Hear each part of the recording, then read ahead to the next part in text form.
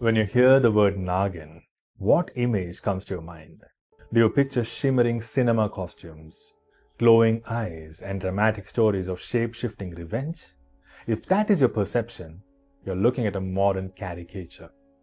Decades of commercial films and television serials have reduced one of the most revered figures in Indian tradition into a simplified melodrama trope. In our Puranic accounts, the regional temple practices and ancient texts, the serpentine feminine, the Nagini, is not a vengeful monster. She is a maternal guardian, a mother, an elemental force of nature and a celestial presence of deep spiritual power. To truly understand the serpentine feminine or Nagini, we must look beyond this popular entertainment and examine 4 distinct entities or categories preserved across our sacred geography: the Naagayakshi, the Naagakanya, the Nagini, and the royal Naga lineages.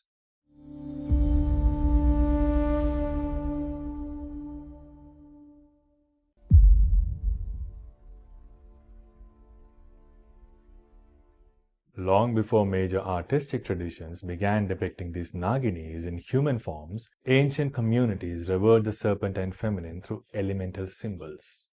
Historical and scriptural records indicate that prior to the 9th century, the female serpent deities were rarely rendered as human figures. Instead, they were represented through humble objects like the earthen pots and stone effigies. The earthen pot, or kumbha, symbolized the womb of a woman. The womb signifies fertility, subterranean water, and life itself. The uncarved stone effigies placed beneath the roots of ancient trees. In South we call it Sarpakaavu or Naagakanya or Sarpashila as well. These represented raw elemental presence. It was primarily between the 9th and 10th centuries that major traditions began portraying these deities, these serpentine deities, in human-like form. And across traditions, this emergence took distinct paths. In Hindu traditions, Devi Manasa emerged as a compassionate deity who neutralizes poison and grants spiritual grace. Now there are two different Manasas, one who is worshipped in the eastern part of the country, and there is another one who is the Puranic sister of Vasuki. Now if you want me to make a detailed episode on the story of Manasa, then please let me know in the comments and I'll definitely make an episode on it. Now from Manasa, we move to the Jain traditions where Devi Padmavati arose as a Nagini guardian shielding the Tirthankaras. In the Buddhist lore, Devi Janguli was invoked as a protector against venomous stings. Now these were not stories crafted for simple entertainment like we have these days. They were formal traditions built around the ecological balance, traditional health disciplines, and human reverence for nature.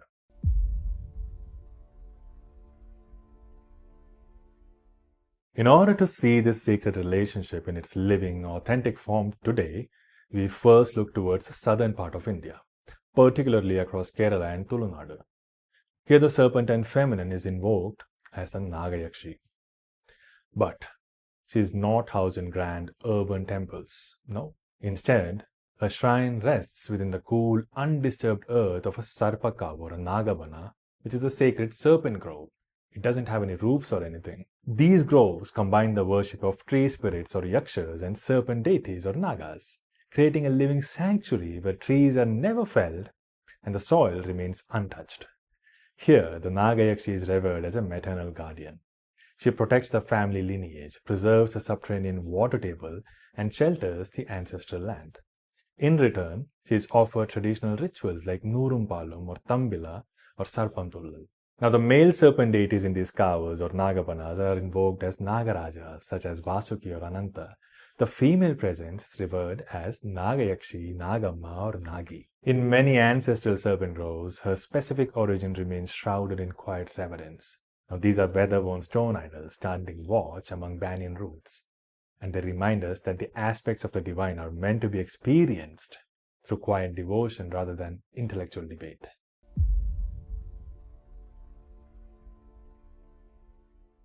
While the Naagayakshi guards the physical soil beneath her feet, Scripture reveals, our Puranas, they reveal another dimension of the serpentine feminine that exists beyond the physical realm. In texts such as the Shiva Purana, we are introduced to the concept of Naagakanyas, the radiant serpent maidens who inhabit the subterranean realm of Paatala Loka. Described with luminous grace, these celestial beings surround Anantashesha in constant, joyful devotion. Unlike the Naagayakshi, who guards the specific family lands on earth, the Naagakanyas belong to a cosmic court. Then there is the Buddhist traditions. Here, in Buddhist and traditional Asian iconography, these Naagakanyas are often rendered with a unique feature: wings.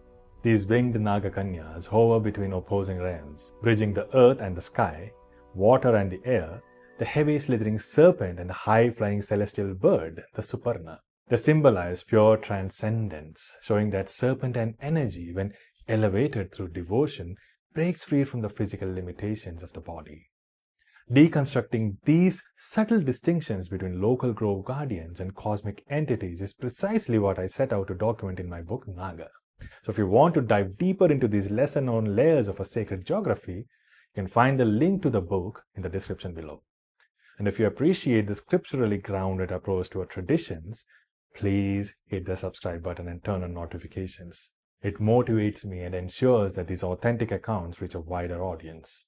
Now let us examine how our ancient royal dynasties viewed marriage into these sacred lineages of the Nagas.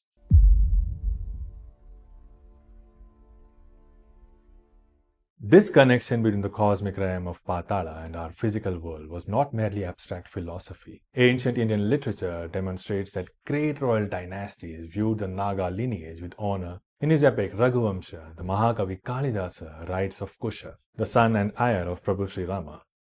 Kusha marries Kumudavati, the younger sister of Nagaraja Kumuda, linking the solar dynasty of Ayodhya with the subterranean realm of the Nagas. Similarly, in Kalhana's historical chronicle of Kashmir, the Rajatarangini, we read the account of Vishakha and Chandralekha, the fair daughter of the Naga Sushrabas. Now, these historical records reflect an ancient worldview where serpent lineage or Naga lineage represented nobility, mystical wisdom, and natural balance. So, the marriage into a Naga family was considered a mark of cosmic blessing and strength, far removed from the monstrous, villainous depictions of modern media. So how did an entity revered by poets, kings, and sages become transformed into the vengeful Nagin that we see on our screens today?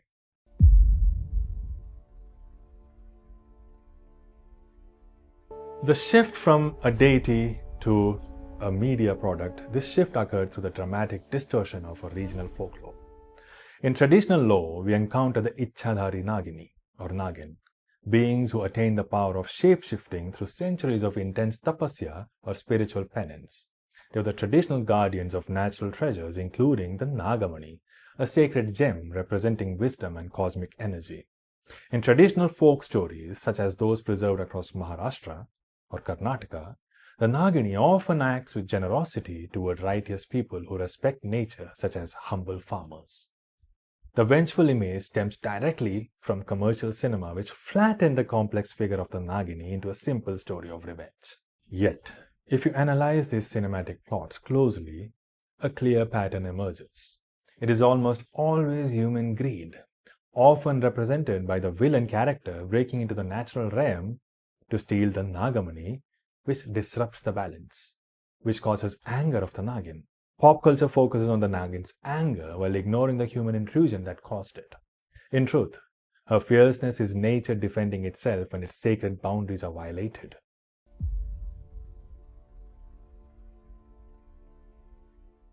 When we look past the modern television or cinematic melodrama, we uncover a continuous thread of reverence running through thousands of years of Indian history.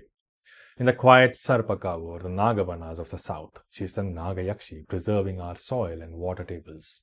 In the cosmic realm of Paatala, she is a Naagakanya, offering devotion beside Anantashesha and Vasuki. In classical Sanskrit literature, she is a noble bride bringing cosmic strength to royal dynasties. And in deep folklore, she is a Naagin, reminding humanity that nature's grace must never be tested by human greed. The Nagini, the serpentine feminine, is a living manifestation of elemental balance, fertility, ancestral memory, and the sacred feminine energy of Sanatana Dharma.